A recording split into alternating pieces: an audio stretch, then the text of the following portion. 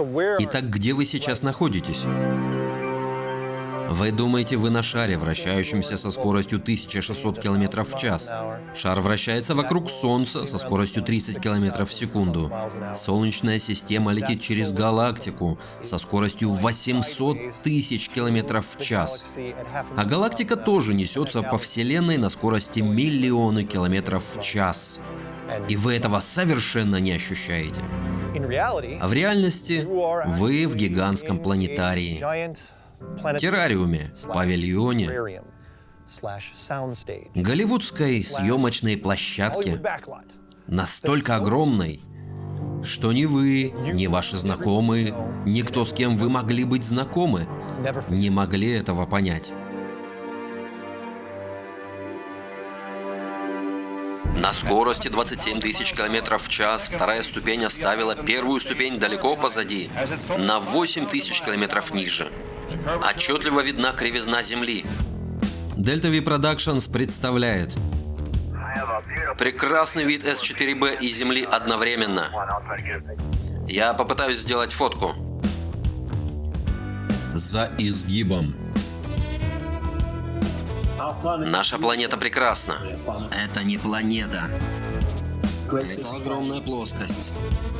На горе Рубиду вырезана странная надпись. Гуглите «Плоская Земля». Что вы почувствуете, если я скажу, что нет ни одного настоящего снимка из космоса? Теория плоской Земли становится популярной. Мои дети должны платить за враки НАСА?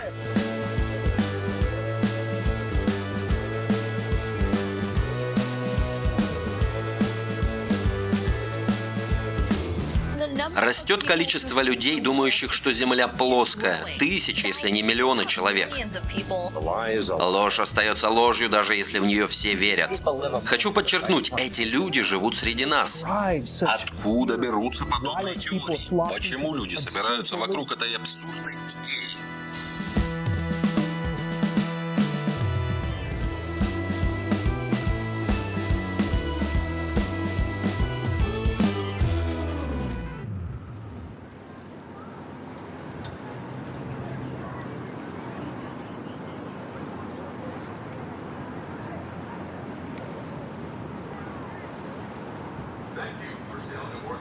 Благодарим вас за поездку на паромах штата Вашингтон. С нетерпением ждем вас снова.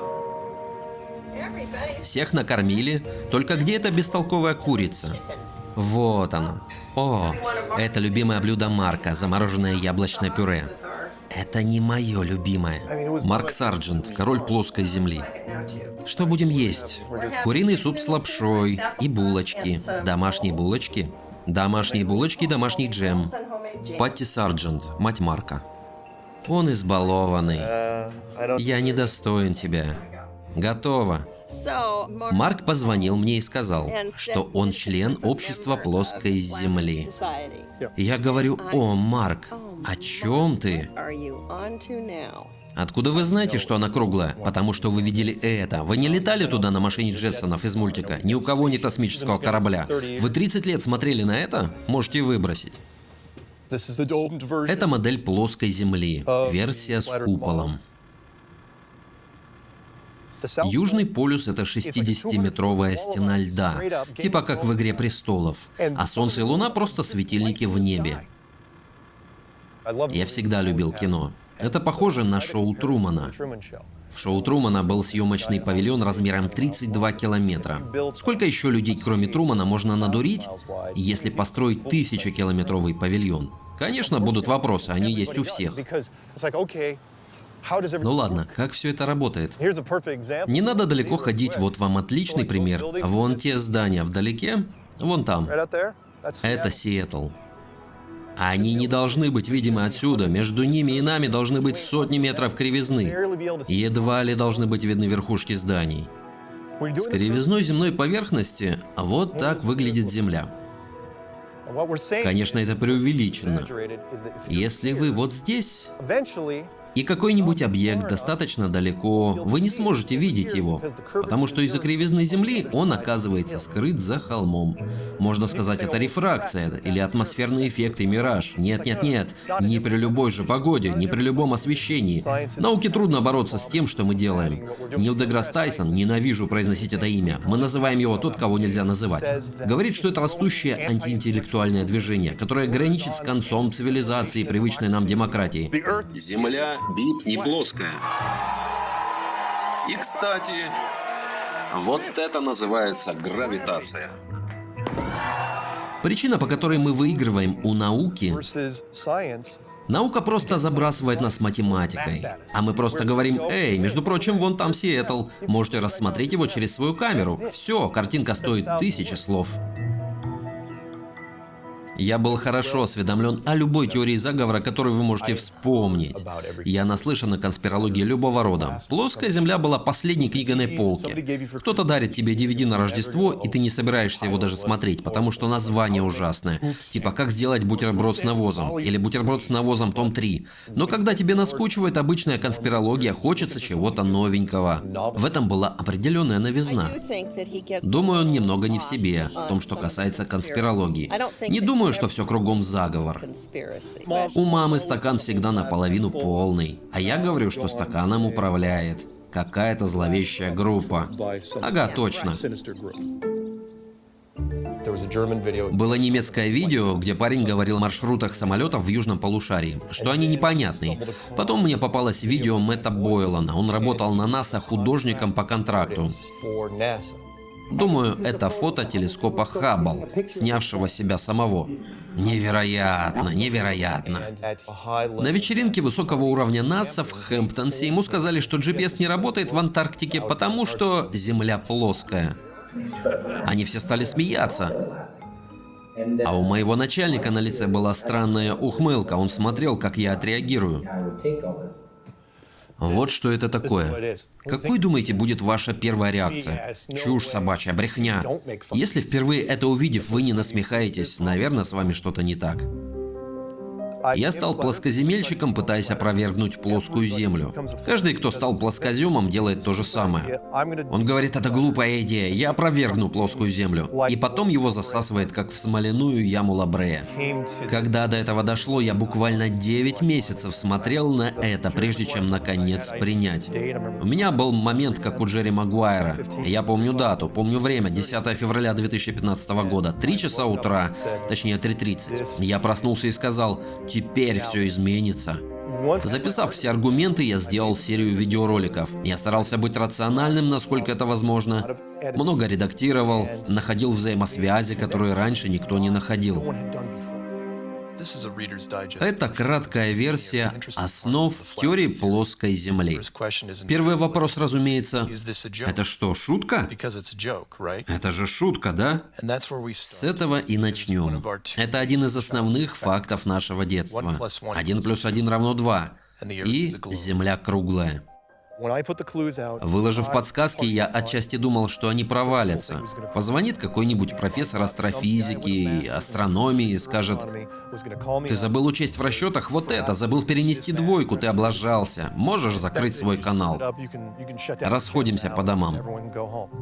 Первая часть подсказок – полное отсутствие беспосадочных рейсов в южном полушарии или на плоской Земле вблизи внешнего кольца. День за днем я смотрел на онлайн-карту с самолетами. Мне надо было увидеть самолеты, пересекающие Южный, Тихий или Индийский океан. Первые 30-45 дней, затаив дыхание, я ждал самолета через океан. Я ждал, и еще ждал. Шли часы, дни, и ни одного красного самолетика. И прежде чем я выложил первые 5 подсказок, люди начали реагировать. Кто-то сказал: хочу обсудить это с тобой. Это был сайт разоблачений, небольшой разоблачитель. Мы ответили, и он начал делать разбор подсказок. И в следующий момент он оказался на моей стороне. Им заинтересовался другой подкаст, и понеслось. С нами Марк Сарджент. Организовано потрясающе. Привет, Марк Сарджент, привет. Кто, как не многообещающая восходящая звезда Марк Сарджент? Я захожу в чаты, и люди замирают. Это Марк Сарджент? Да ладно, расслабьтесь. У меня не было плана, однажды проснувшись, сделать это. Кажется, это произошло само. Я не выбирал плоскую землю. Плоская земля выбрала меня. День за днем я смотрел на онлайн-карту с самолетами. Мне надо было увидеть самолеты, пересекающие Южный Тихий или Индийский океан. Ханнелора Герлинг Дансмор, астрофизик. Впервые о людях, верящих в плоскую землю, я услышала в начальной школе, но речь шла о древней истории. Года 2 назад я начала слышать о том, что есть люди, которые все еще в это верят. И снимают много видео на эту тему. Из любопытства я начала их смотреть. И... это что-то.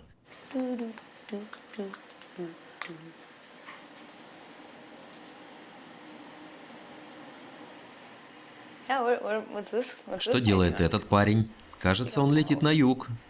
Куда летишь, приятель?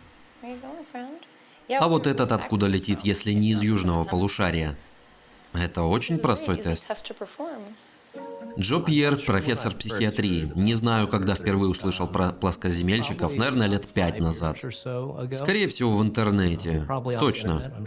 Спирос Макалакис, физик. Месяцев 6 назад увидел статью. Для меня это было увлекательно. Я подумал, если они справятся, они, наверное, очень умные. Скотт Келли, бывший астронавт. Впервые я услышал о плоскоземельщиках, когда последний раз был в космосе. Я увидел материал в соцсетях. Не могу поверить, что говорю об этом. Лео, как ты относишься к плоскоземельной конспирологии?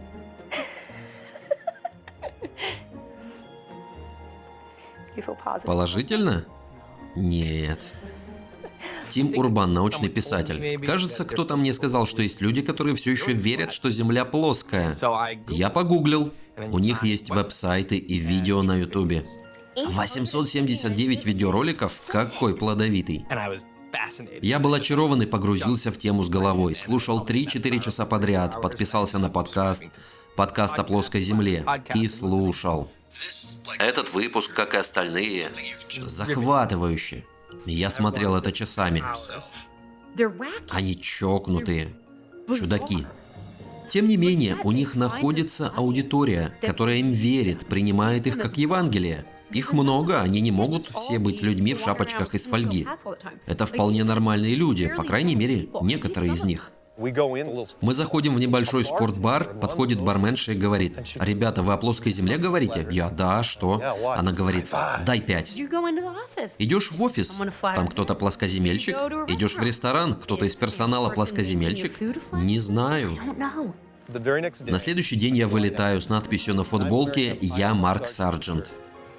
У аппарата, который просвечивает сумки, такой высокий черный парнишка делает мне знак, как в бойцовском клубе. «Ты что, правда Марк Сарджент?» Я: «Да, что?»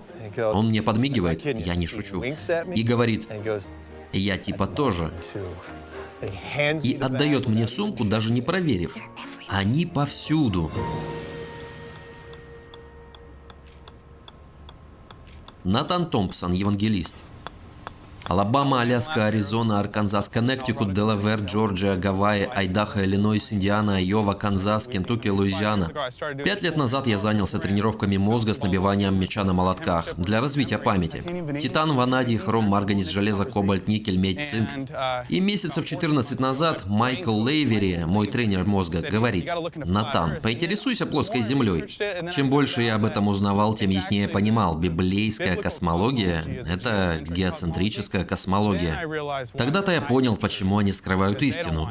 Потому что они хотят, чтобы никто ничего не знал. Хотят, чтобы люди были глупы, слепы, глухи к истине. Чтобы можно было колоть вам свои вакцины, учить вас в государственных школах гелиоцентрической модели, которая в сущности является принудительным поклонением Солнцу. А вы знаете, что динозавров выдумали? Кто? Люди из школьной системы, чтобы подкрепить теорию 6-миллиардолетней Земли. Стоп, математика не сходится. 14-миллиардолетней Земли. Я встретил в Старбаксе сотрудника НАСА и спросил его, почему по-еврейски НАСА означает обманывать. Технически это слово «наша», но звучит очень похоже. Вы ненавидите американцев, так? Что? Да. Кто сказал тебе такую чепуху? Меня только что выгнали из Старбакса за то, что задавал вопросы сотруднику НАСА. Меня выгнали из многих групп на Фейсбуке, и я открыл свою группу. Официальное обсуждение плоской Земли и шара. Начиналось вяло. Я добавил друзей, сказав: «Эй, поговорим о плоской Земле без ругани и оскорблений». Это было 14 месяцев назад.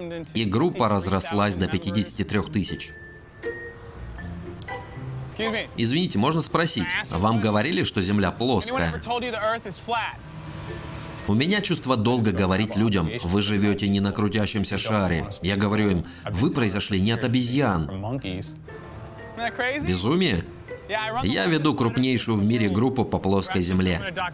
Мы даже документалку об этом снимаем. Вот так это делается. Хотите плоскоземельную музыку? Уровень выше, холодный как лед. Плоская Земля на моем руле. А вот у меня есть хорошие книги. «Небесная твердь», «Сводчатый купол Земли», Джордж Оруэлл, 1984. Читать всем. А это шедевр Эдварда Хенри «Величайшая ложь на Земле». Я просто зачитаю вам оглавление. Первая глава. Сэмюэл Роуботтом доказал, что Земля плоская. У людей совершенно неправильное представление о плоскоземельщиках. Их считают полными идиотами, живущими в мамином подвале и верящими в любые росказни. А все как раз наоборот. Мы все проверяем. Мы все или суперуспешны, или занимаемся своими делами. А я встречал сотни плоскоземельщиков. И ни один из них не живет в мамином подвале, так что... Плоскоземельщиков миллионы. Это удивительное сообщество. Посмотрите, сколько всего вдохновлено плоской землей. Я первый сделал себе плоскоземельный номерной знак. А потом их стало много. Все стали их делать, стали менять слова. Она плоская земля, НАСА лжет и другие прикольные. Аризона, Арканзас, Калифорния. Попробуйте расшифровать. У вас есть 10 секунд. Готовы? Слова «она» и «плоская» перемешаны. Точно. Ух ты, молодец. На номерах нельзя писать негатив, но надпись «НАСА лжет» можно прочитать как «носовые глаза». Может, это чертов ухо-горлонос, неизвестно. Многие понимают, что если ты плоскоземельщик, ты ходишь на свидание только с плоскоземельщиками, потому что это слишком большой сдвиг парадигмы. Поэтому появились сайты знакомств для плоскоземельщиков. С тех пор, как началась вся эта движуха с плоской землей, мне на почту стали присылать мерч. Плоскоземельная ракетка с глобусом на резинке. Умная идея, метафоричная. Вы не встречали этого кота? Его зовут «Узнай о плоской земле». Он потерялся. Так же, как и ложная кривизна глобуса. Иногда мне присылают книги. Это нелегкое чтиво. Плоскоземельные часы. Плоскую землю можно прилепить к чему угодно. Гигантская версия моих автомобильных номеров. Плоскоземельные часы. И, конечно, вот эта штуковина. Вот чем отличается это сообщество. Потому что в любой другой конспирологии, и я не пытаюсь их очернить, у них всегда есть такое темное, зловещее зло. Людям это не нравится. А это дает людям много позитивной энергии, столько энтузиазма, собственно говоря, что они создают вещи. У нас есть песни. Мы немного покопали и про кривизну узнали. Когда последний раз кто-то сочинял веселую песню про 911? Хьюстон, Техас.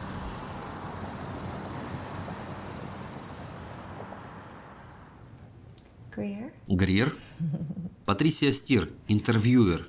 Я начала вещание, если можно назвать YouTube вещательным сервисом, потому что у моего отца была радиостанция. Это музыкальный аппарат. Он стоял в фойе радиостанции, когда я была маленькой. Это Вурлицер 1050 73 года. Он полностью оригинальный, кроме пластинок. Все пластинки в нем мои.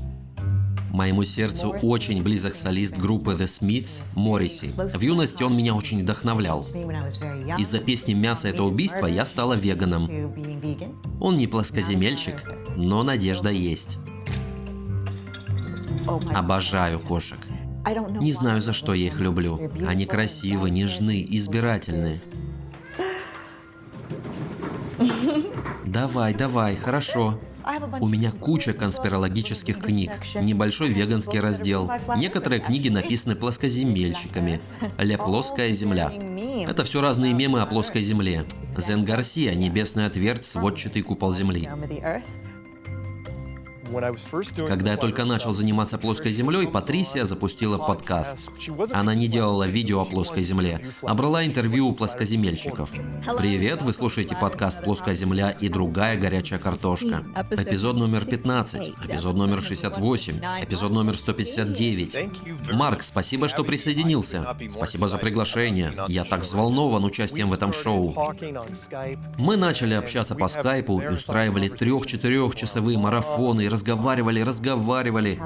Что произошло за день в среде плоской земли и что произошло на прошлой неделе. Обо всем, что касается конспирологии. И однажды я ему сказала: а давай сделаем шоу.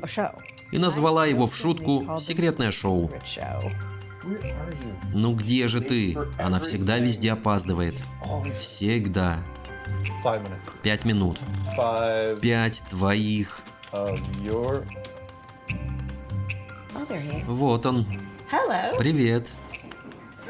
Привет. Ну что, готов?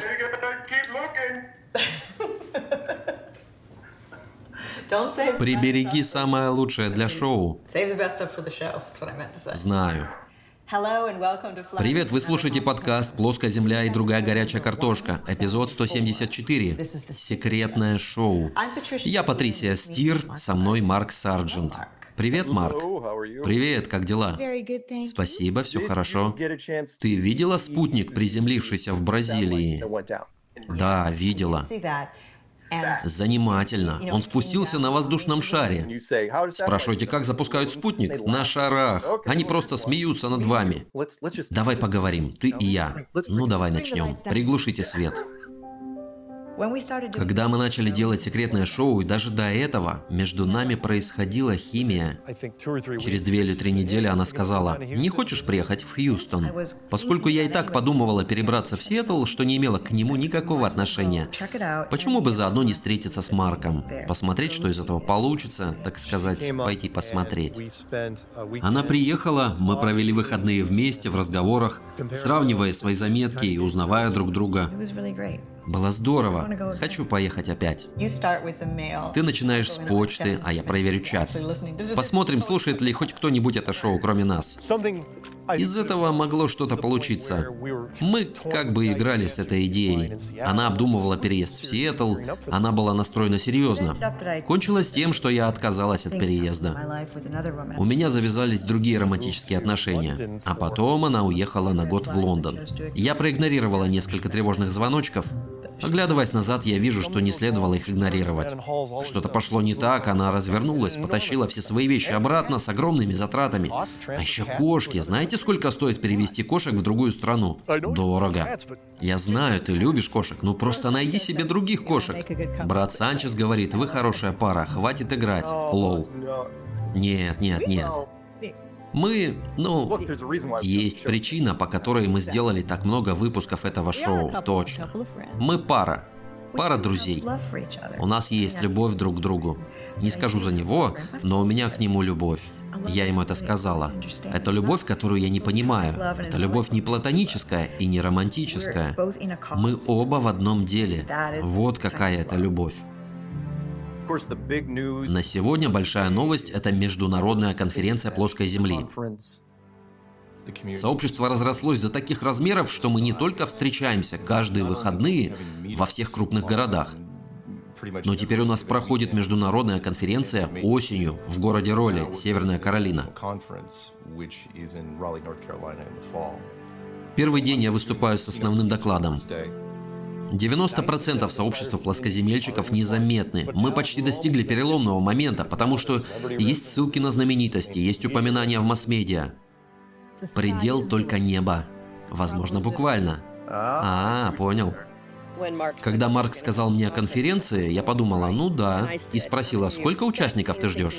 Думая, может 300. Но уже сейчас собралось сколько? 1000? Столько народу воодушевилось. Черт, даже VIP-билеты разлетелись вчера на шоу, как горячие пирожки. Невероятно, как все это разрослось. Если бы это была пустышка, то почему она так разрослась? Точно. Кайри Ирвинг, который играет за Кавальерс, недавно сказал, что верит в плоскую землю. Вы с ним это обсуждали? Ты об этом знал? Я не знал, как затронуть эту тему. Хочешь объяснить, почему ты думаешь, что Земля плоская? Да я не думаю, что она плоская. Я только сказал, что в этом что-то есть. Как люди могут верить, что Земля плоская? Я в тупике, Келли, не знаю, как можно в это верить. Земля плоская или круглая? Да.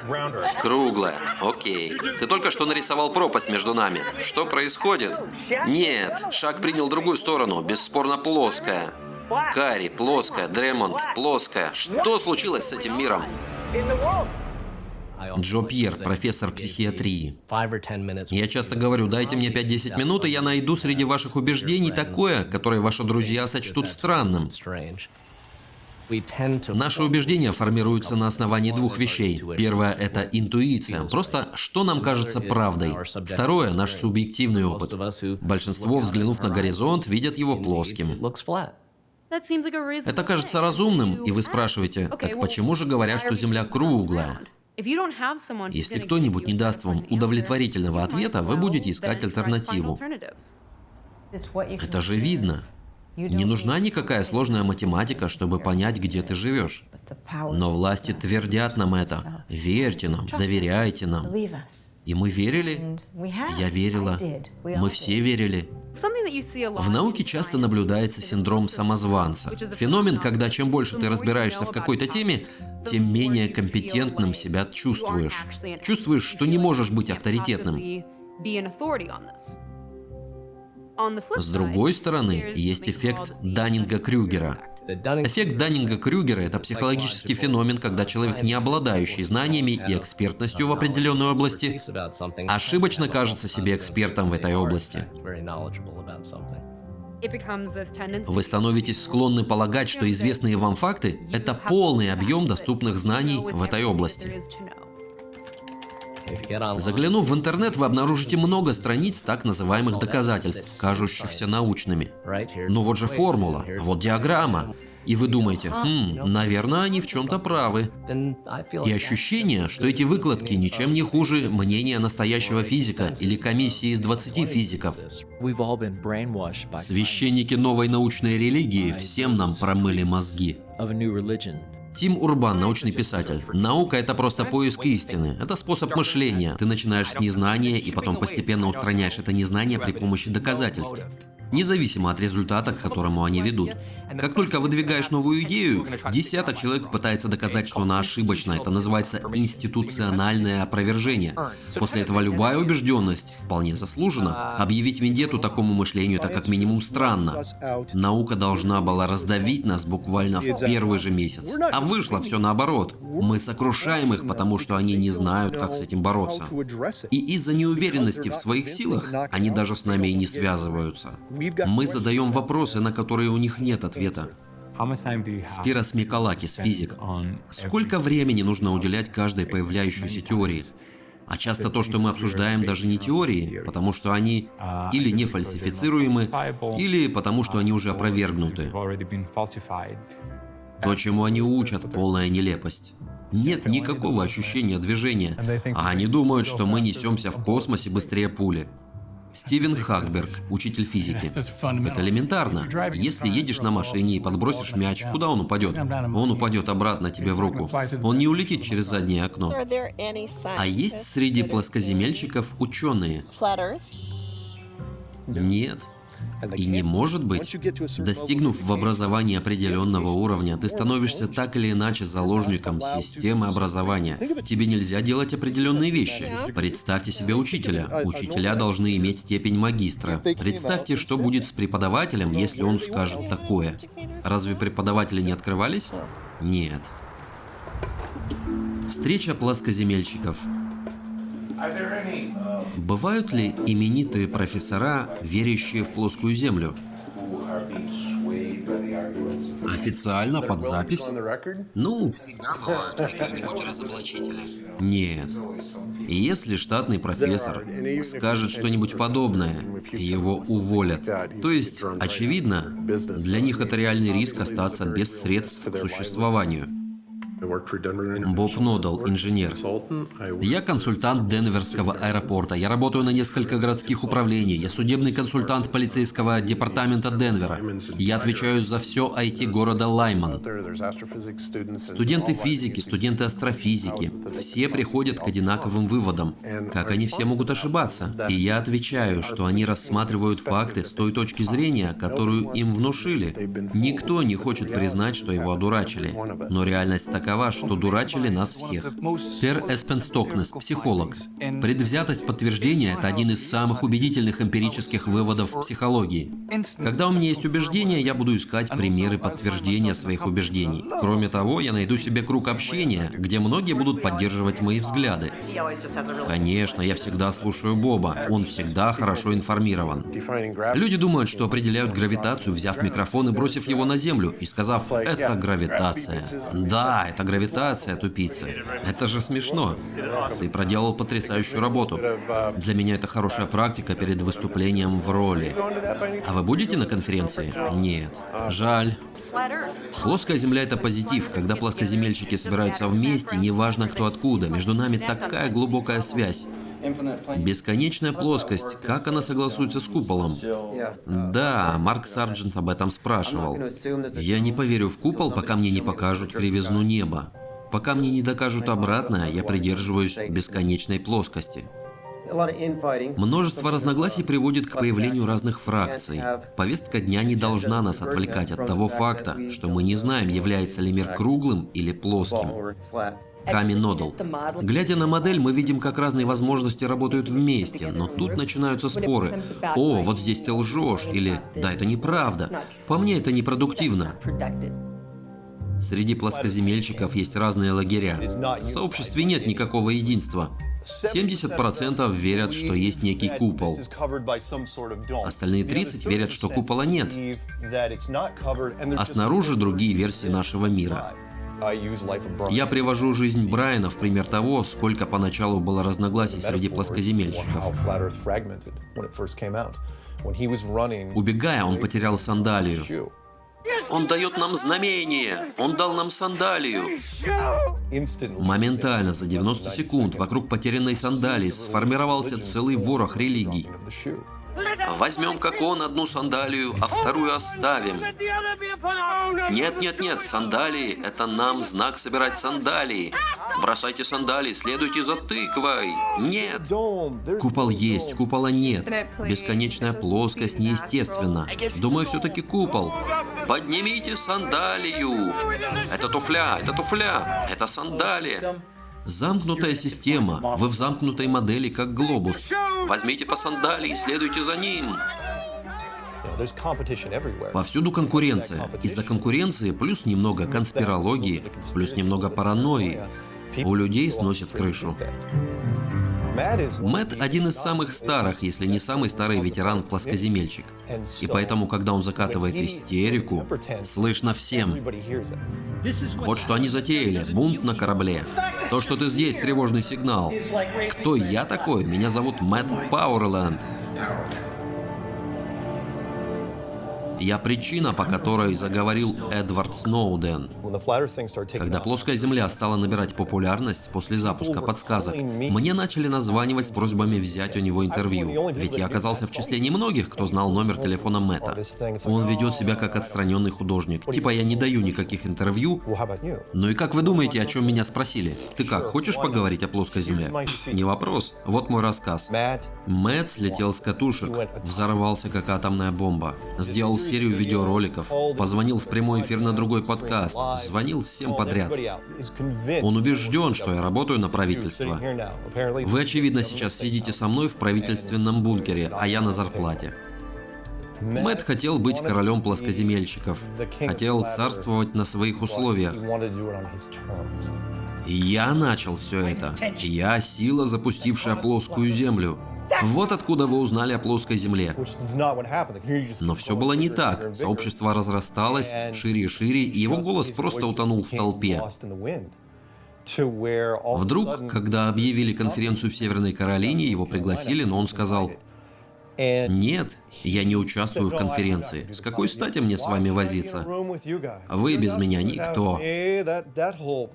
Такую песню он завел, и это раздражало. А теперь все еще усложнилось. Марк Сарджент, тот, кем я всегда его и считал. И его заслали как шпиона, он работает на Голливуд. Марк Сарджент — это не Марк Сарджент. Это Warner Brothers, идиоты. Я вам говорил. Warner Brothers в сговоре с Пентагоном и ЦРУ. У Мэтта поехала крыша. Правда? Он вопил и клялся отомстить. Чувак, ты же все равно не приедешь на конференцию. Как он только не бился, пытаясь всех уничтожить, но не смог. По большому счету это не так уж и важно, но среди рядовых пошли круги по воде. Мы пытаемся все утрясти, разрулить ситуацию. За участие в фильме Мэтт запросил $5000, 12% от прибыли, творческий контроль, гарантию, что он будет фигурировать в 25-50% фильма и поддержку его недоказанного заявления, что Марк Сарджент – секретный агент Warner Brothers под вымышленным именем. Мы не могли согласиться на такие требования. Невозможно быть приверженцем теории плоской Земли без веры в какой-то гигантский заговор. Ведь должна же быть какая-то причина, чтобы отбросить все эти доказательства как ложные. А раз они ложные, значит, их подделали. Ну а если их подделали, вот вам и заговор. И меня всегда интересовало, зачем кому-то могло понадобиться подделывать это. Насчет науки подумайте вот о чем. Если они уже 450 лет показывают вам глобус, насколько для них важно продолжать? Максимально важно. Но, Марк, придется спросить, а кто все это начал? Знаю. Я бы не отказалась от такого заговора, это же так увлекательно. Да еще бы, чтобы мне и платили за это. Правда. За полеты в космос мне доплачивали $5 в день. Ну и разбогател же я. В моем представлении все эти заговоры и системы убеждений как паутина. И насколько я вижу, плоская Земля в самом ее центре. Если заставить кого-то начать верить в заговор, поразительно, насколько вдруг все начинаешь видеть в этом свете. Власти, которых не должно быть, делают все, что только могут. С вакцинами, ГМО, химикатами. Трансгендеры захватывают средства массовой информации. Они хотят превратить всех парней в девушек, девушек в парней и культивируют страх. Страх перед захватчиками самолетов, врезающихся в дома. Между прочим, я не верю, что самолеты врезались в башни. Странная реальность, плоскоземельщик. Похоже, что через медиа, кино и телевидение они хотят намекнуть нам, кто на самом деле хозяин. Не думаю, что кто-то знает, кто стоит во главе всей этой пирамиды контроля. Кто-то тычет пальцем в евреев, кто-то говорит, это масоны, Ротшильды, Рокфеллеры и иезуиты, сатанисты. Ватикан.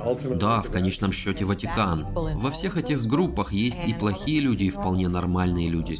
Правда, не знаю, бывают ли хорошие сатанисты.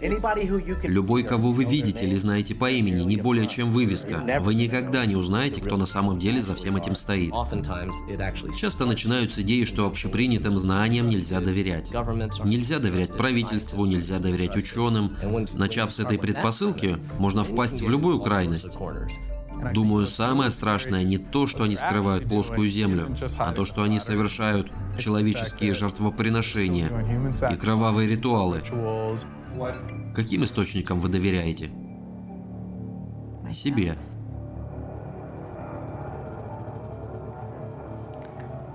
Больше никому. Я в шутку говорю, если опять произойдет что-то вроде бостонского теракта, я не поверю, что это по-настоящему, если только мне самой не оторвет ногу. Многим людям все равно, какие им приведут доказательства. Они придумают какое-нибудь более сложное и менее вероятное объяснение. Астрономы-любители говорят: «Я вижу спутники Юпитера. Сходите в планетарий». А разве Юпитер выглядит как сфера? Откуда вы знаете, что, выходя из того планетария, вы не попадаете в гораздо больший планетарий? Там над облаками система экранов.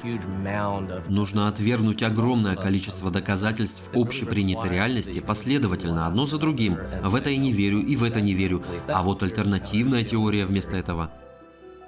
Она раскручивается спиралью, с эффектом снежного кома. Забавно, я конспиролог-реалист, но про меня тоже есть теории заговоров. Я смотрю 45-й эпизод Патрисии Стир. Эти люди наняты начальниками отделов и супервайзерами на руководящие должности в НАСА, АНБ, ФБР, ЦРУ. Это не простые люди. Началось с того, что меня называли подставным лицом, как будто я делаю это за деньги. Потом меня окрестили плоскоземельной приманкой. Якобы я заманиваю людей к плоскоземельщикам, чтобы потом увести их по ложному пути, потому что у меня фамилия Стир, что значит рулить. Знаете, чем занимается Патрисия? Она такая красивенькая. Парни ведутся, но это признак всех нарциссических женщин-психопаток. Никогда бы не подумала, что имя Патрисия, которое мне дали при рождении, доказывает, что я работаю на ЦРУ. Потому что 3 последние буквы имени CIA по-английски означают ЦРУ. И правительство настолько глупое. Ну ладно, если хотите в это верить. Что еще говорили, что я рептилоид, и люди якобы видели на Ютубе, как мои зрачки меняют форму. Что якобы я пью кровь. По последним данным, я трансгендер. Однажды я задал вопрос: а что с Патрисией Стир? Ну, типа, не знаю, не знаю. Во всем этом занятно, что ни одно из этих обвинений я не могу опровергнуть. Я показывала людям свое свидетельство о рождении, водительское удостоверение, свои детские фото, и мне отвечают: если ты из ЦРУ, все это легко подделать. Люди все равно говорят: по-настоящему у тебя нет семьи, у тебя нет ни брата, ни сестры. Ничего не могу с этим поделать.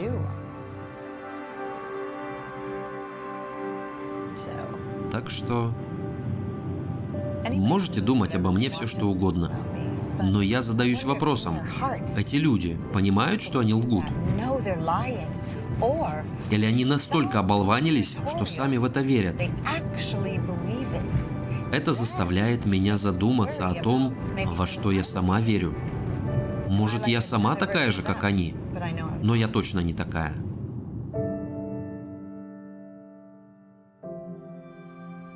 На нее направлено много ненависти, людям нравится ее ненавидеть. Ее превратили в злодейку. Откуда вся эта враждебность? Это просто конкуренция, вот и все.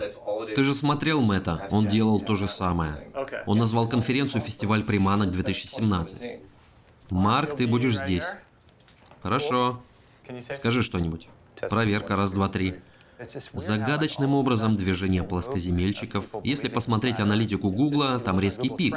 Мы перевалились за 1 миллион видеороликов. Физически 1 миллион видео. Это так много, никогда за всю жизнь не пересмотреть такое количество. В 2015 году по запросу «Плоская земля» YouTube выдавал, грубо говоря, 50 тысяч результатов.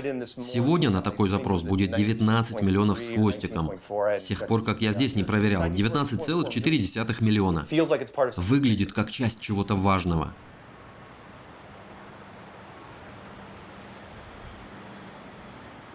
Крис Понтиус, мастер-умелец.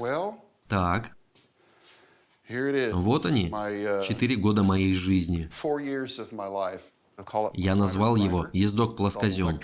Полностью электрический. Люблю работать по дереву, так что я решил отделать его экзотической древесиной. Я стану здесь, и вам будет видно меня через камеру. Славные покатушки. Ух ты, едет. Рулится отлично.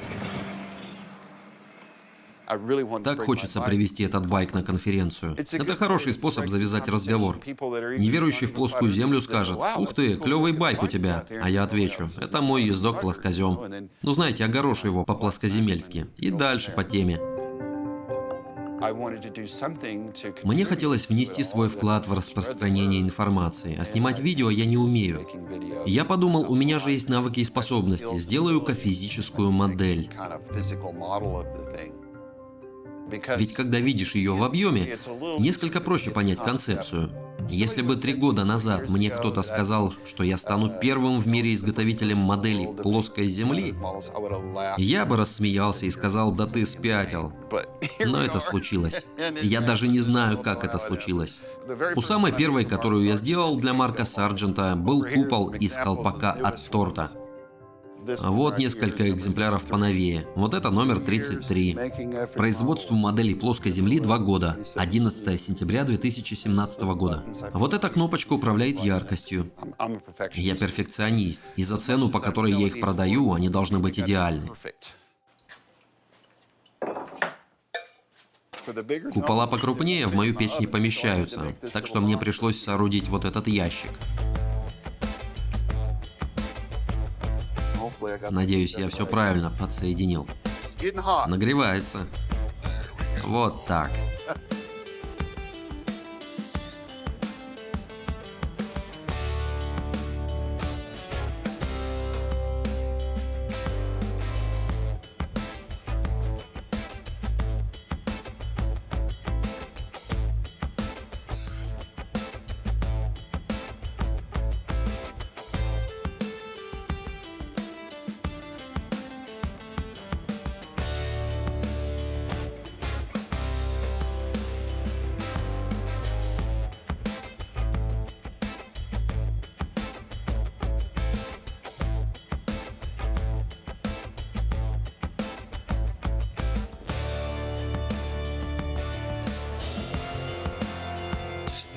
Один этот механизм состоит из 21 детали.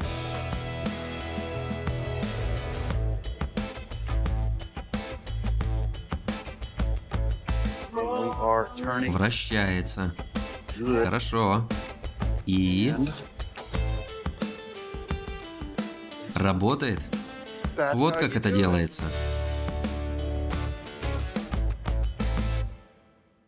Эти люди бывают очень светлыми, так что проблема не обязательно в недостатке интеллекта. Это не вопрос образованности или необразованности, ума или глупости, отнюдь. Порой дело в неправильном образовании. Думаю, можно быть образованным в недоверии властям на регулярной основе, что отравляет воду вверх и вниз по течению. Однако иногда полезно спросить, какое свидетельство заставило бы тебя изменить свое мнение? Возможно ли какая-нибудь проверка? Джеран Кампанелло. Я запустил канал «Антиглобусники». Сначала я хотел доказать, что Земля круглая. К своему ужасу доказательств я не нашел. Я сказал: «Боб, хочешь сделать еженедельное шоу?» Вот отсюда выходит в эфир шоу «Антиглобусники». Мы выпускаем шоу каждую неделю по воскресеньям. Мы являемся массовой группой инженеров и ученых. Мы поставили ряд экспериментов, доказывающих, что Земля плоская. Думаю, научный метод — это лучший способ докопаться до истины. Я просто хочу быть уверен в том, что мои убеждения истинны. Разница между скептическим отношением к чему-то и отрицанием очень тонкая, но очень важная, верно? Скептик готов проверить свои гипотезы и предположения. Он на самом деле хочет узнать правду, даже если окажется, что он ошибался.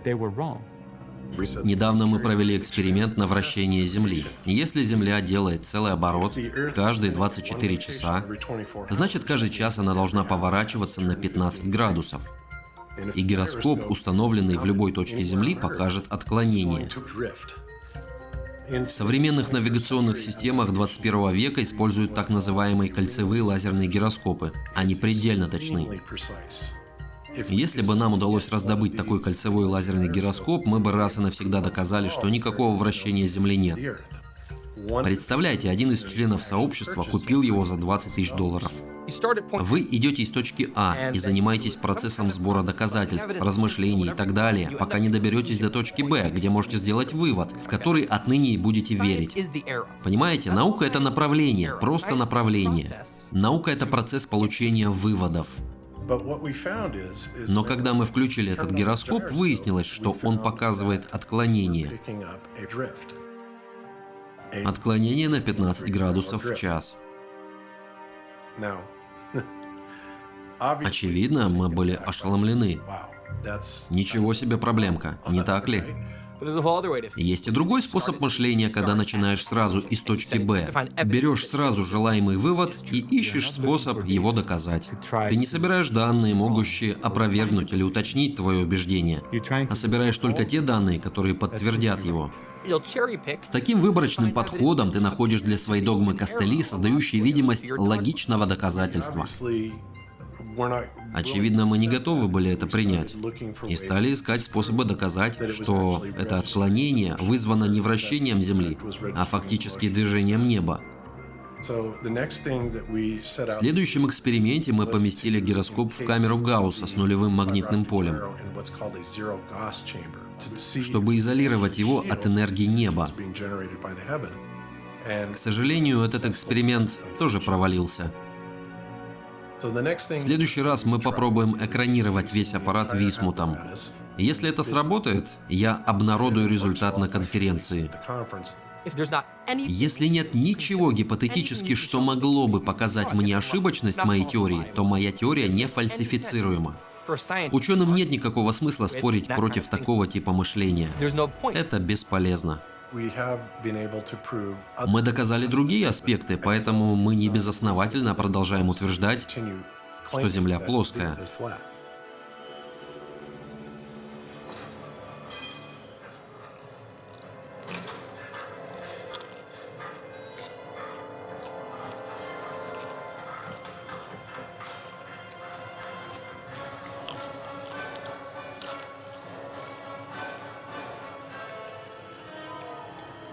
Что думаешь? Хороший попкорн. Зачем я приехал в Хьюстон? Ухаживаю за Патрисией Стир. Да нет. Когда она приезжала, мы посетили Сиэтлский музей авиации, зашли на вражескую территорию. У них там внушительный космический павильон. Мы сделали прямой эфир оттуда. Все прошло хорошо, без конфликтов, нас не вышвырнули оттуда. И мы подумали, что еще один есть в Хьюстоне, Хьюстонский космический центр. Мы едем в НАСА на промывание мозгов. Мне страшно, держи меня. Впереди поворот налево. А почему ты не выбрала мужской голос? Не хочу, чтобы мужчины мной командовали. Имитируют навигатор. Ваш пункт назначения слишком далеко. А ваша цель не стоит того, чтобы ехать.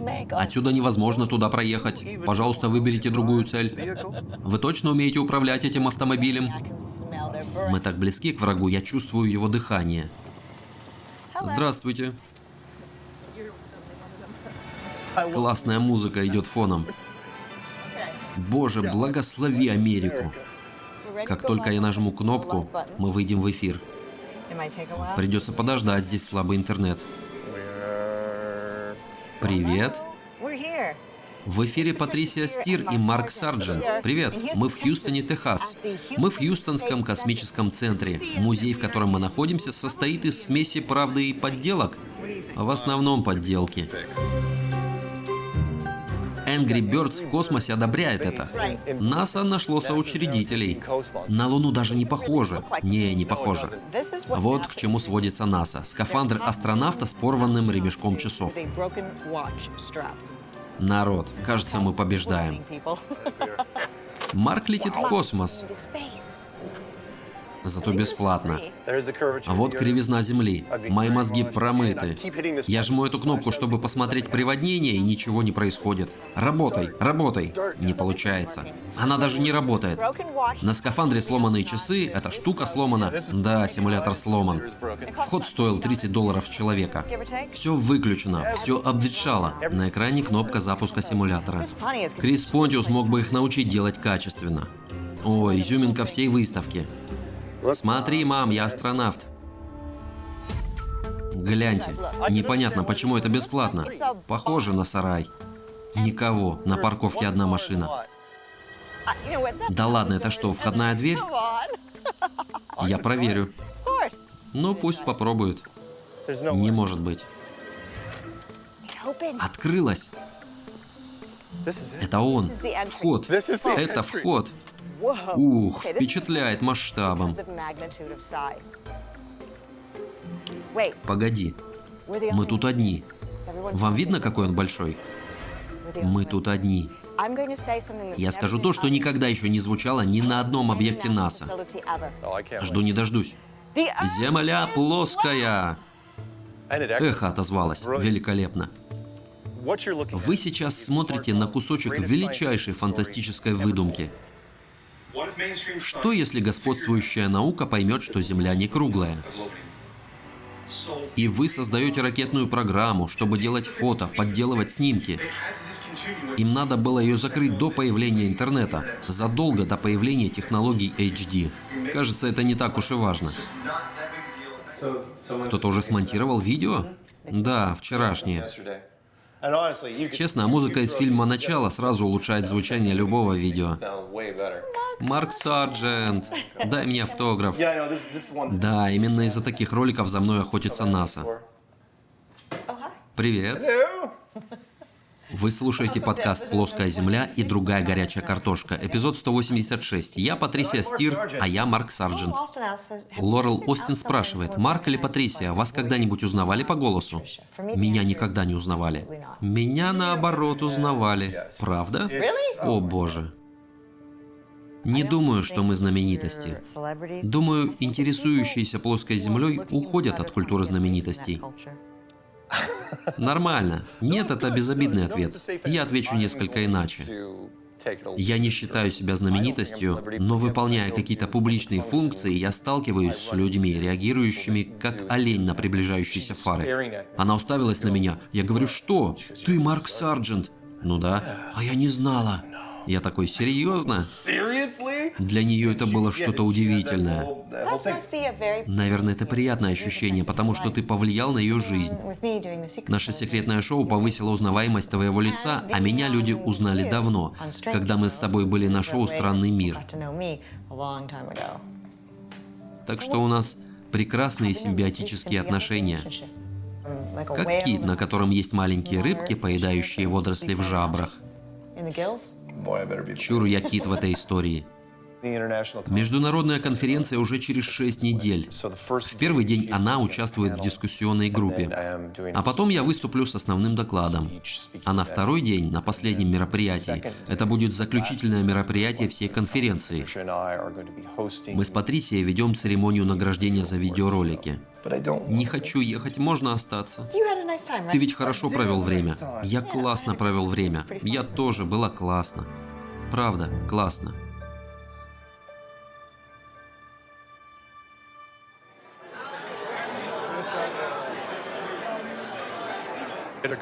На конференцию нам бы хотелось привести доказательства отсутствия кривизны. Если получится, то все, конец игры. Так что вращение — это подозрительная идея. Ты же понимаешь, нам бы не хотелось все испортить. Да. Мы вложили 20 штук баксов в этот дурацкий гироскоп, но если мы сейчас откажемся от своих находок, это будет плохо. То, что я тебе сейчас сказал, конфиденциальная информация. Ладно, я не разболтаю. Ни один отдельно взятый эксперимент ничего окончательно не доказал. Поэтому мы строим перевес доказательств. Думаю, можно сделать еще несколько экспериментов с лазерами и нивелиром. Джерон как раз готовит большой эксперимент, который со всем этим поможет. Эксперимент будет на канале Виктория в Холте, штат Калифорния. Это расстояние 4,8 километра. Мы установим 3 шеста, один в начале, один в конце и один в середине. У первого шеста установим лазер и отметим, на какой высоте он пересекает первый шест. Скажем, на высоте 2,5 метра. Направим его так, чтобы второй шест он пересек на такой же высоте.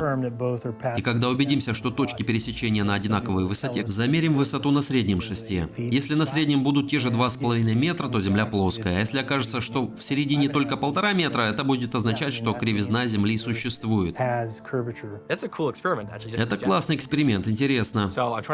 Я пытаюсь себе представить. Лазер светит прямо. Похоже, у них проблема. У игрушечного лазера для кошки мощность где-то 5 милливатт или меньше.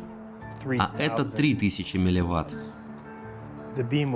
На расстоянии луч будет становиться шире, а с фокусирующей насадкой он должен сузиться. Самым неожиданным для меня оказалось, как сложно ставить эксперименты. Слишком много причин, по которым что-то может пойти не так. Я недооценивал людей, которые проводят эксперименты. Обычно чужим свидетельствам они не верят, но очень редко бывает, что они сами что-то делают, и это настолько очевидно. Результат должен быть недвусмысленным. Очень любопытно, что у них получится. Интересно, как они справятся. Как плоскоземельщики мы уверены, что у нас есть несколько явных улик, несколько. Кривизны нет. Мы пока не хотим обнародовать. Мы хотим собрать полный пакет. Лазер и оптоволоконный гироскоп вместе эти технологии будут гораздо эффективнее. Они хотят внушить нам, что круглая Земля доказана давным-давно, но этот спор длится уже веками. Миллионы людей в США готовятся наблюдать зрелищный танец Солнца и Луны. Сегодняшнее затмение послужит напоминанием о нашем месте в Солнечной системе. А теперь я надеюсь, что вы сидите. Несмотря на массу неопровержимых доказательств, есть люди, которые все еще верят, что Земля плоская. Плоскоземельщики бьются над объяснением затмения, и это великолепно. Идет большая война. Опровергает ли затмение плоскую Землю? Это горячая дискуссия. Газета «Голос Филадельфии» сделала публикацию. Они связались со мной, потом с Бобом из «Антиглобусников». Они не знают, что репортер один из нас. Брайан Хики, «Голос Филадельфии». Нет, я не подпольный плоскоземельщик. В фильме «Спектр» есть такие слова: «О нас тебе следует знать, что у нас везде есть свои люди». Сейчас я могу писать это прямо на своих визитках. Здесь, на Уитби-Айленд, можно будет наблюдать максимум 93% затмение. Чтобы увидеть недостающие 7%, нам придется совершить 3-часовую поездку и столкнуться с толпой вудстокских размеров. Стоит ли оно того? На мой взгляд, нет. Но мы будем представителями. Все, что нам нужно, это привлечь внимание. Люблю тебя. И я тебя.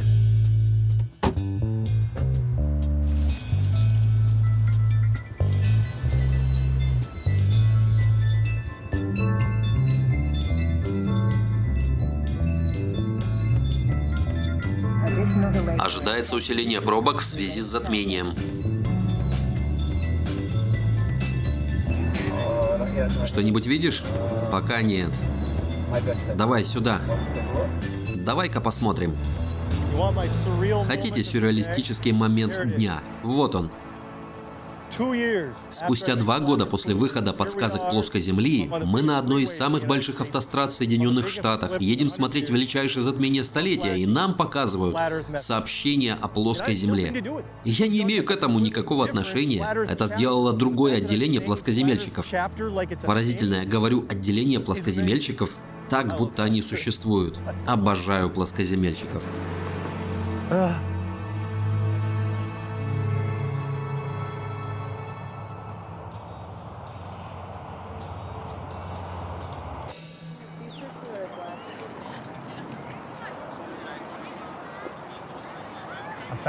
Я нашел вам подходящий объект для съемки.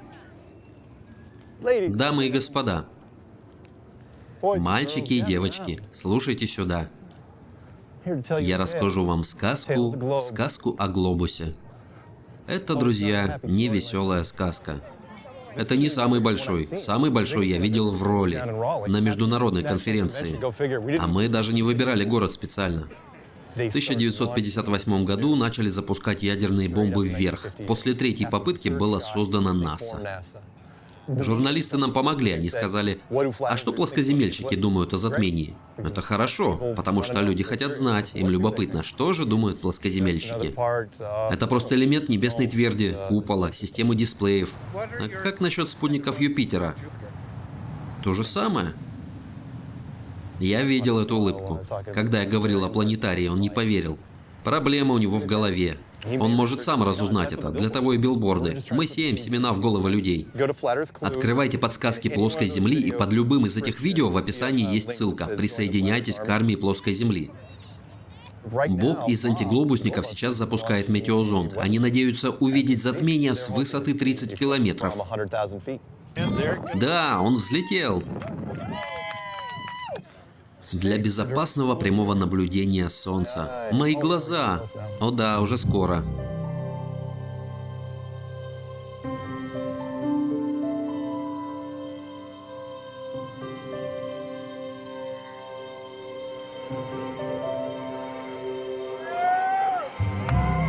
Начинается.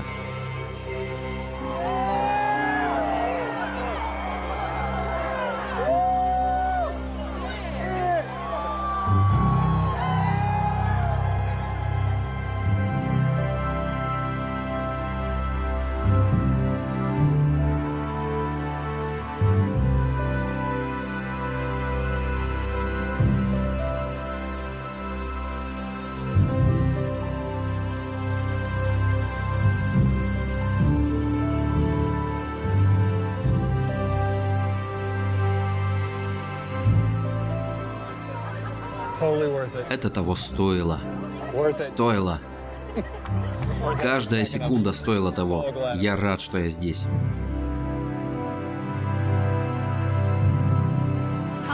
Ну а как тебе само затмение? Что ты чувствовал? Какая была атмосфера, когда это происходило? Что-нибудь странное? Это как смотреть спецэффекты в кино. Застает тебя врасплох. Похоже, что Солнце само себя затемнило. Не было никакого объемного объекта, перекрывающего собой Солнце. А мы думали, что это Луна. Увидев это, я подумал, ну конечно, вот что происходит.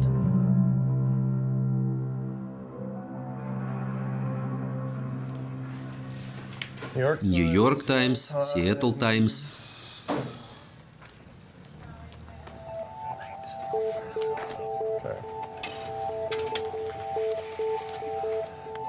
Вот она. Сегодня утром газета «Хроники Южного Уитби» поместила на первой полосе материал о плоской Земле.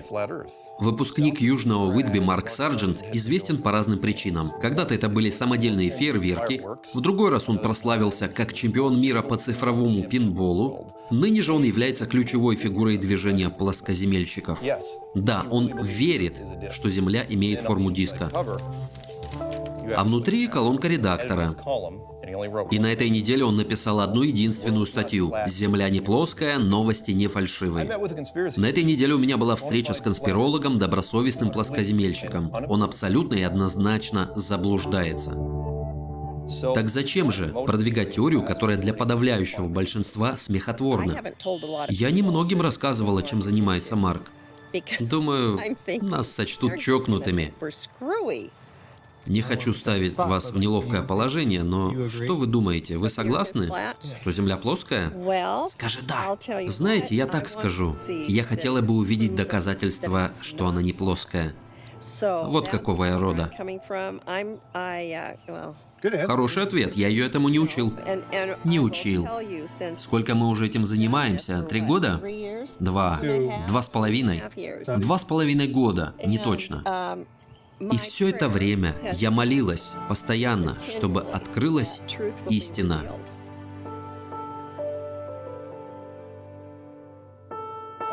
Мы все склонны искать общение с людьми на почве чего-то, что делает нас уникальными. Известно, что человек чувствует себя в опасности, если кто-то пытается забрать у него эту идентичность. Вступление в клуб часто приносит облегчение, потому что ты наконец сможешь отождествить себя с единомышленниками. Впервые в жизни ты не белая ворона и больше не одинок.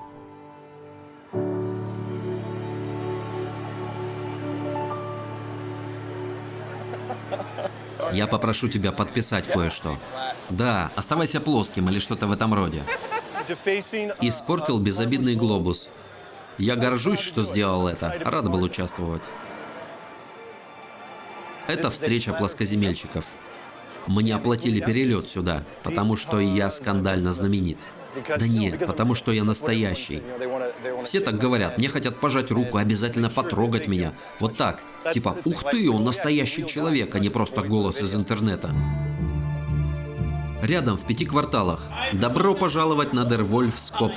Вы пришли сюда ради астрономии на разлив. Это ежемесячное информационное мероприятие. У нас будет 2 астрономических доклада на тему исследований, которые сейчас идут в лаборатории реактивного движения. И, наконец, немаловажно, у нас есть футболка НАСА размера XL. Зацените. Боб Росс, да. Много вранья. Эрика Хамден, астроном. Поговорим о моем любимом ныне покойном аппарате Кассини. Я всю ночь не спала в ожидании последней передачи данных. Я сижу, мои собаки на меня смотрят, типа, а почему свет еще горит? Ты почему не спишь? Почему ты еще не спишь? Напиши я Марк Сарджент. О боже. Сарджент. Ламар Гловер расскажет о демонтаже комплекса научного превосходства. Ламар Гловер, физик. Привет, ребята, как дела? Я коротко скажу о плоскоземельщиках, хорошо? На мой взгляд, проблема не на стороне конспирологов. Проблема с нашей стороны, со стороны науки. Нам бывает трудно справиться с искушением смотреть свысока. Было так неприятно, когда меня назвали идиотом. Я сказал, смейтесь сколько угодно. Туфта, в которую вы верите, не наука. От меня уже отвернулись друзья, так что я был рад сделать эту футболку. Мой друг говорит, порой переубедить человека можно только пристыдив его. Я отвечаю, я не думаю, что это так. Это все равно, что сказать, что если ученик отстает по какому-то предмету, виноваты не вы, как его учитель, а виноват он сам. Я не могу с этим согласиться. Это вы не выработали в себе эмпатию, поставить себя на его место и увидеть, на чем он застрял. Нельзя валить все на них, сказав, что они бредят или что они безумцы. Часто говоря, безумец, мы просто назначаем козла отпущения. Это обобщение. Кого из вас когда-нибудь называли безумцем? Я рассказывала об этом своей матери, дочери. Дважды парни меня бросали, узнав, что я верю в плоскую землю. У меня 4 детей, мои сыновья уже взрослые, они с матерью, моей бывшей женой. Думают, что я спятил, сошел с ума. Я только что развелся. Я больше не общаюсь с родителями, братом и вообще ни с кем, кто не заинтересован в поиске истины.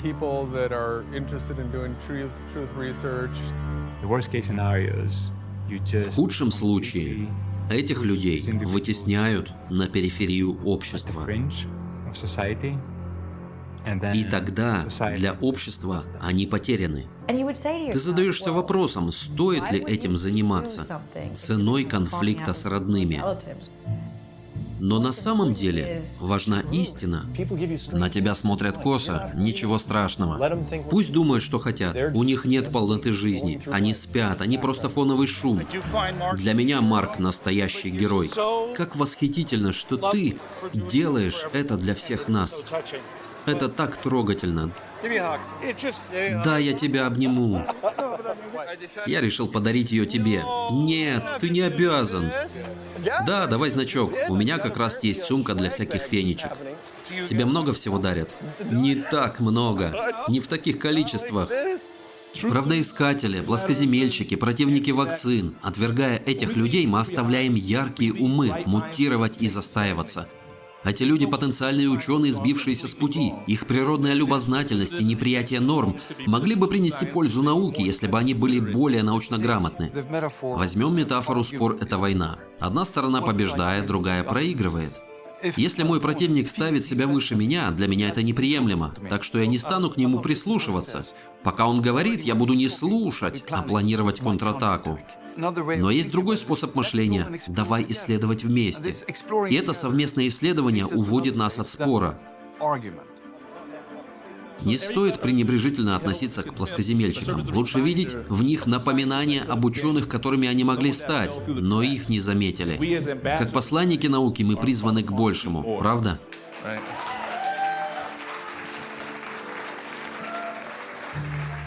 Так что ученые разного уровня всерьез готовы стать наставниками тем, кто приходит в науку нетрадиционным путем. Если вы не готовы с ними взаимодействовать, не ждите, что что-то изменится. Вы надеетесь, что они пойдут вам навстречу, но если вы загоняете их в угол, им будет стоить огромных усилий сделать даже один шаг в вашу сторону.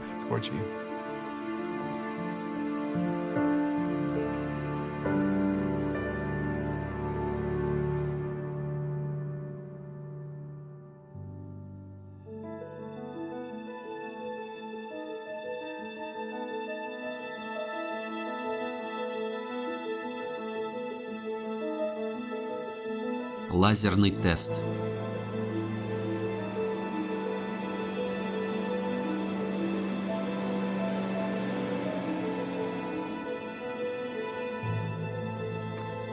Хорошие волны получаются от этих лодок.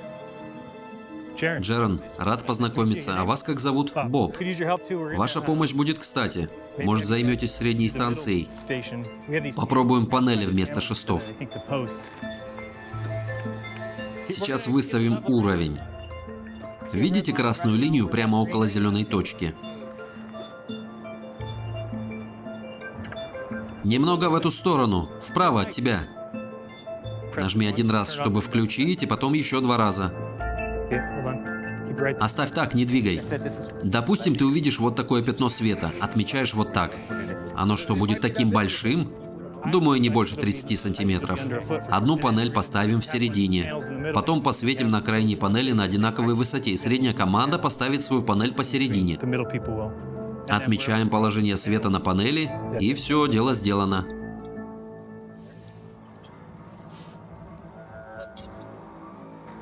Ну как там? Мы готовы. У меня большой луч, вы его увидите. Вы его точно увидите. Да, я вижу, но он слишком высоко. Высоко? Да. Так? Давай немного повыше. Надо повыше. Выше. Вот. Так? Зафиксируй так. Вот так, хорошо. Получилось? Похоже, луч будет слишком большой. Нам надо, чтобы ты сузил. Хорошо. Если у нас такой большой, то у них будет еще больше. Точно. Скажите мне, насколько сузился луч. Скажите, он стал меньше? Луч покрывает всю панель. Сначала я настрою луч. Да, сначала настрою его.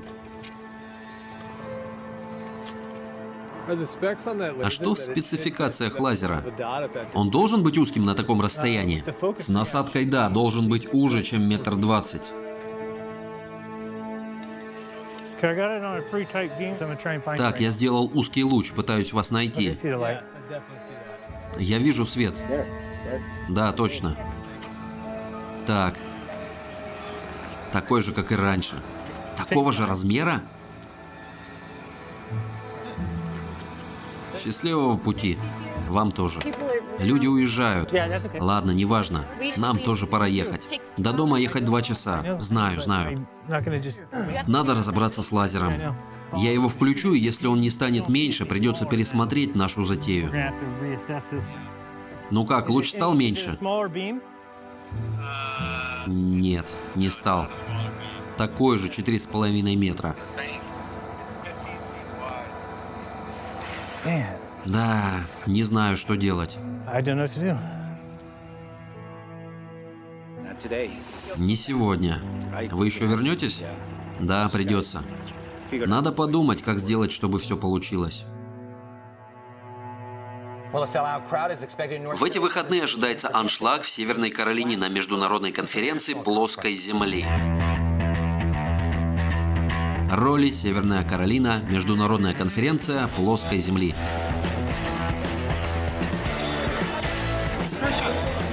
А вон и Патрисия. Я в восторге, это как Рождество. Nice.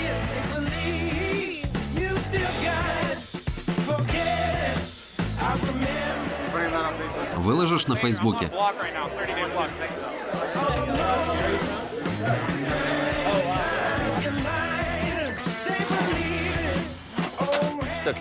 Не могу поверить, что это происходит.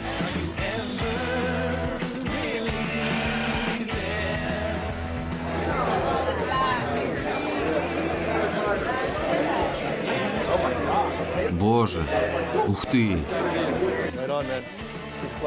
Да будет плоскость. Только у пары человек видел футболки с затмения. Конечно, я там был. Горячая картошка. Да, это я. Это ее Голливуд.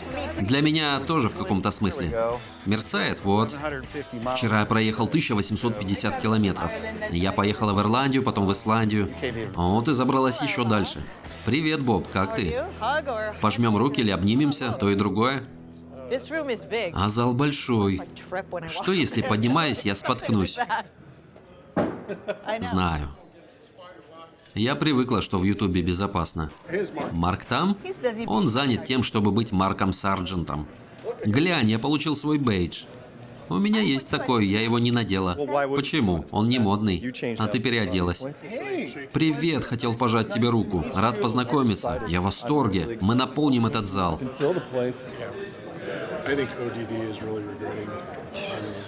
And I told him, I go, the idea of Mark and Patricia as operatives is laughable. I mean, and nothing against you. I'm just No, I get it. Да, я понял. It's like, come on, Я все еще не верю, что это происходит. Привет. За 2 дня до этого. Кто-нибудь едет на конференцию? Прежде всего, это не настоящая конференция плоской Земли. Скорее, это военная инсценировка с использованием голливудских средств. Это объясняет, почему Деннис Лука, который играет роль Марка Сарджента, принадлежащий Джо Рилу, или Ральфу Рилу, если это его настоящее имя, почему он может брать интервью у представителей ВВС и военных. Типа меня зовут Джо или Деннис, я ему сказал, я проверял Марка Сарджента. Печально же то, что многие купили билеты, а они не подлежат возврату. И если я выложу видео, разоблачающее Марка Сарджента, а они все равно оставят деньги себе, наверное, теперь вы побоитесь туда ехать. Робби Дэвидсон, организатор. Многие не приехали, понимая, что если деньги не вернут, это деньги на ветер. Типа, а что если он прав? Может быть, все подстроено, надо быть осторожным. Я говорю это с тех пор, как этот парень появился.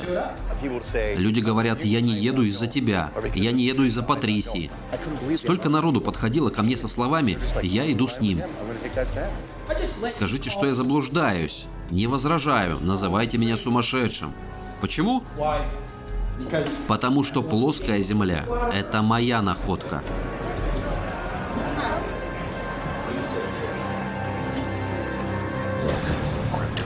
Добро пожаловать! Криптос Медиа представляет первую ежегодную международную конференцию плоской Земли.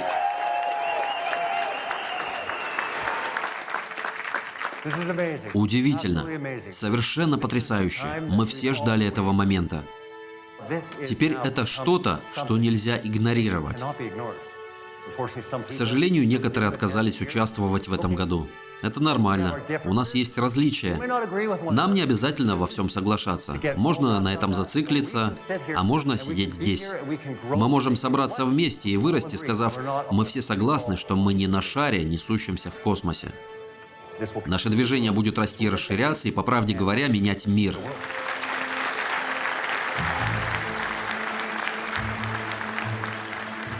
Вот это номер 2, а это номер 33. А самая новая попроще, вот она, номер 36. Для меня большая честь представить Джорано Кампанелла.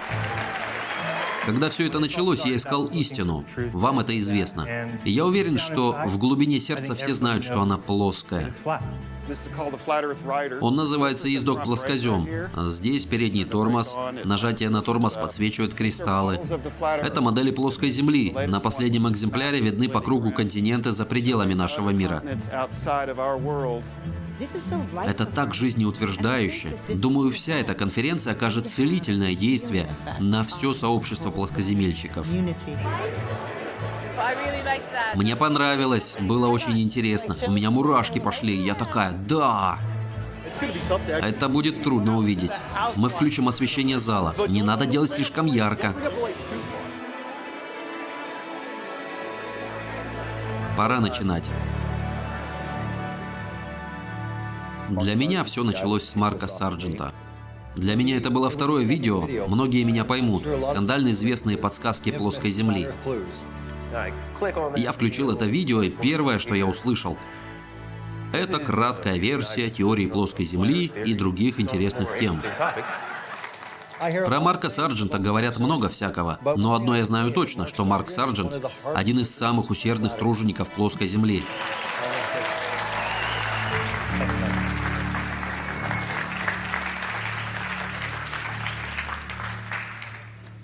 Спасибо, спасибо. Обожаю тебя и тебя. Я изо всех сил пытаюсь сдержать эмоции, потому что так волнительно видеть всех вас. Обожаю плоскоземельное сообщество, я не вру. И мы тебя любим. Я обожаю тебя, восторженный человек. Но позвольте мне прояснить. Я не отец плоской земли.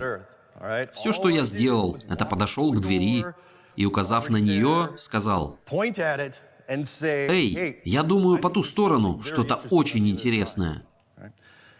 А вы все ненормальные. Вы просунули голову внутрь и огляделись. И вот, спустя 2 года, вы продвинулись дальше, чем я когда-либо мечтал. За это я хочу сказать вам мое самое глубокое и искреннее спасибо». Итак, микрофоны, вопросы. Когда нашу теорию начнут преподавать наравне с круглой землей? Я думаю, мы как раз близки к критической точке, и доказательством тому присутствие здесь журналистов. Кто именно в ЦРУ внедрил тебя в сообщество? Да я шучу. Кто стоит за пропагандой шарообразной лжи? Правительство США, другие правительства в сговоре? Да, да и да, все, что вы сказали. Ваш вопрос. Как вы думаете, какая высота купола? Сколько тебе лет? 12. Отлично. Спасибо, что пришел. Ты с родителями? Школу прогулял? Я приехал с родителями. Отлично. А где родители? Вон там. Спасибо, ребята. Подходящий момент прочитать вам письмо. Марк, моим внукам 12, 10 и 8 лет. Все они плоскоземельщики в 3-м поколении. Меня ты убедил около 2 лет назад. Я передал это своим детям, и вместе мы научили и внуков. Плоскоземельщики. Довольно безобидно, да? Люди могут верить во что хотят. Если сильно не задумываться, это забавно. Когда учитель сказал в классе, что Земля вращается вокруг Солнца со скоростью 1600 км в час, примерно треть учеников воскликнули: «Нет, не вращается». Но это явление не ограничивается только плоскоземельщиками. Они убеждают в этом других, а те передают еще дальше, а потом обесценивают всевозможные научные принципы. Да здравствует плоская Земля! Снял, здорово. Спасибо. Да мне в радость. Что они должны отсюда вынести? Все подвергать сомнению, не принимать на веру ничего, что вам говорят. Если вы ошибались насчет шара, что еще надо пересмотреть? Эволюцию, большой взрыв? Конспирологи, противники вакцин. Например, отрицание эволюции, потому что она противоречит Библии. И вдруг на постах в правительстве оказываются люди, которые отрицают 97% всего, что говорят климатологи. Они принимают неосведомленные или плохо информированные решения И это бьет по всем нам. Особенно в соцсетях. Там масса информации. Они скажут, что в Ютубе полно кроличьих нор, которые никуда не ведут. Все говорят фальшивые новости. Да, конечно, фальшивые новости. Когда есть растущий сектор населения, не умеющего мыслить критически, не умеющего оценивать экспертные ресурсы, им легко манипулировать. Почему бы вам не объявить сбор средств на экспедицию к краю Земли? О, спойлеры. Мы нашли финансирование. Получение денег всего лишь вопрос времени. Так что эксперименты набирают обороты. Запускайте ролик. С конца 19 века наука перешла от открытий к догмам. Пора освободить область научных исследований от бремени. Объявляем о формировании базы полевых инженеров, международной группы, посвященной развитию истинной науки, свободной от догматической повестки.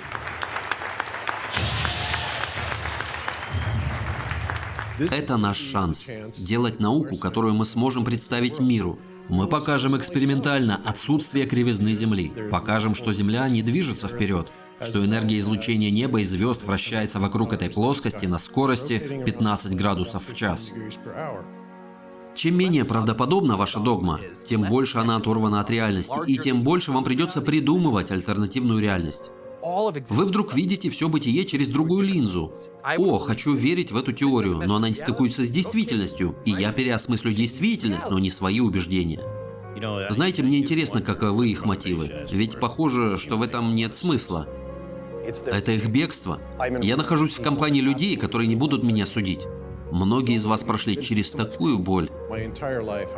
Всю жизнь я как бы чувствовал себя изгоем, как будто все было неправильно. Мы белые вороны. Мы оказываемся изолированы. Мы хотели бы говорить об этом с людьми, но никто не хочет разговаривать с нами. В шоу Трумана главный герой, обнаружив, что его мир фальшивый, покидает его, потому что ему нечего терять. Джим Керри неминуемо хотел уйти, потому что там не было для него ничего ценного. Сравните это с кем-то другим. Давайте, к примеру, возьмем мэра этого города. Представим, что мэр сел в лодку и уплыл на край. У него есть лимузин, у него любовница, у него деньги, у него устроенная жизнь. Откроет ли он дверь, чтобы променять известного дьявола на неизвестного дьявола? Нет. Можно ли сказать, что в каком-то смысле вы такой мэр плоской земли?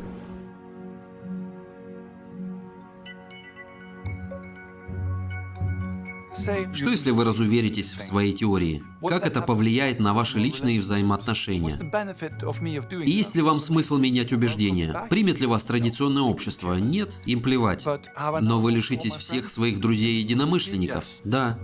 И вот в одночасье вы дважды одиноки. Если бы я решил уйти, было бы много людей, которые бы пытались меня отговорить. Так что я не смог бы уйти, даже если бы захотел. Это вопрос идентичности, кто я в этом мире. И я могу самоопределиться через борьбу. Это что-то вроде битвы, более или менее между добром и злом. Мы особенные. Мы начинаем понимать, что в нашей жизни есть смысл. Чтобы воспринимать вас всерьез, сначала будьте правы. Ты становишься протагонистом. Попасть туда очень заманчиво, приятно ощущать себя героем-неудачником. Любому поступку можно найти оправдание. Если над тобой смеются, значит они злодеи. На любые попытки доказать твою неправоту у тебя готов ответ. Ага, вот оно зло. Никто не видит себя плохим в собственной сказке. Карли, мы меняем мир, мы творим историю. Марк, это то, чего мы все ждали.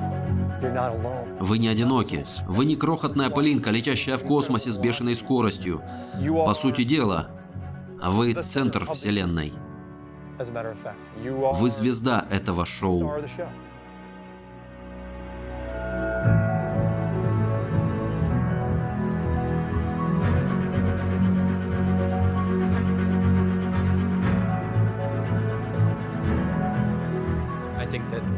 Вот что нам могут предложить плоскоземельщики. Они добьются, что 99% людей скажут: «Это смехотворно, как можно в это верить?» А потом изменить ситуацию и сказать: «Как вы можете быть плоскоземельщиком? Где вы и ваши люди? Главные герои диснеевского фильма. Где вы строите свою реальность?» Меня спрашивали, что если это все окажется ошибкой? И если это все неправда?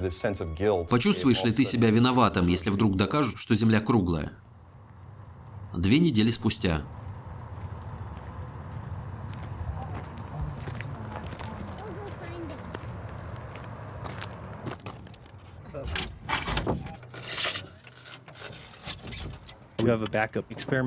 У нас запасной эксперимент.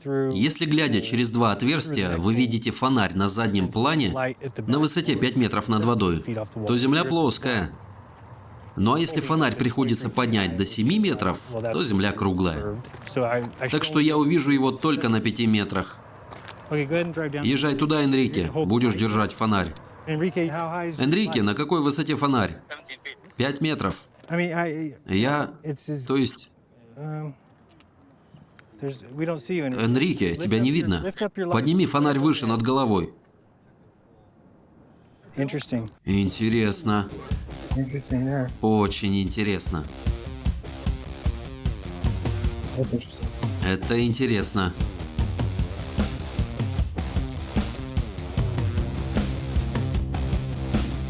Шаровер сказал, разве это не доказывает кривизну Земли? А парень на средней станции сказал, нет, эта трава мешает. Это метод проб и ошибок, ты прав. Мне нравится твое видео про диванных спортсменов в понедельник утром.